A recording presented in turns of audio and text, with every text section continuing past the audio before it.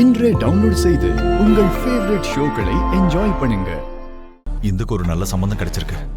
கல்யாணம் கிராண்டா நடக்க போகுதுன்னு எல்லாரும் சந்தோஷப்படுற நேரத்துல நீ மாப்பிள்ளை அடிச்சிருக்க.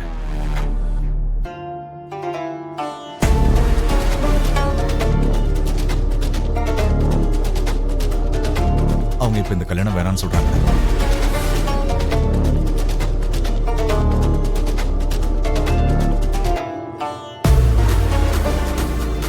இந்த கல்யாணம் நடக்கணும்னா நீ அவங்க கிட்ட மன்னிப்பு கேட்கணும்னு பிடிவாதமா இருக்காங்க.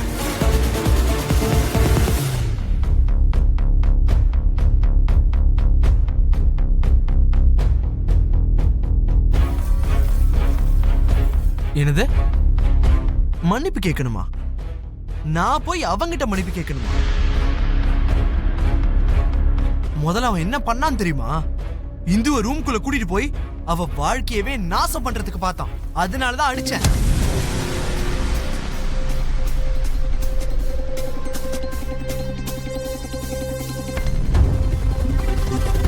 இருந்தாலும் அவன் கட்டிக்க போற பொண்ணு தானே.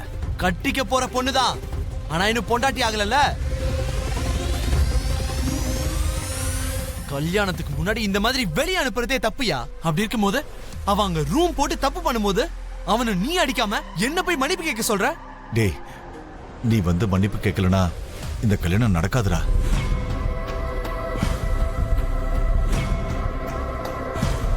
நீலா ஒரு அப்பனாயா?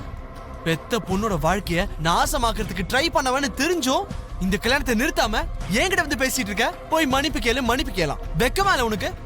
எல்லாருக்கும் அந்த சம்பந்தம் பிடிச்சிருக்குடா. இப்ப உன்னாலதான் அந்த சம்பந்தம் கைவிட்டு போகுதுன்னு சொல்றாங்க. யாரோ சொன்னாங்கன்னா நீ எப்படி என்கிட்ட வந்து கேட்கலாம்? உண்மையிலே நீ ஒரு நல்ல தகப்பனா அந்த கல்யாணத்தை கேன்சல் பண்ணிட்டு வேற ஒரு மாப்பிள்ளைய பாரு.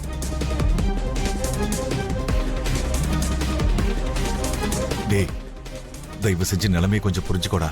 நான் என்னத்த புரிஞ்சுக்கணும்? என்னால சாரி எல்லாம் கேட்க முடியாது.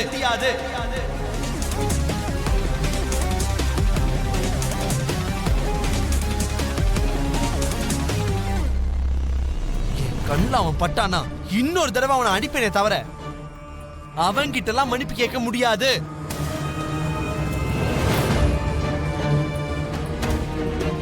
உண்மையிலேயே உனக்கு உன்னோட பொண்ணு மேல அக்கறை இருந்துச்சுன்னா அந்த சம்மதம் வேணான்னு சொல்லிட்டு வேற ஒரு கல்யாணம் பண்ணு. முடியாது, நான் வந்து மன்னிப்பு கேட்டதுக்கு அப்புறம் தான் அந்த கல்யாணம் நடக்கும்னா அது மட்டும் என்னைக்கும் நடக்காது.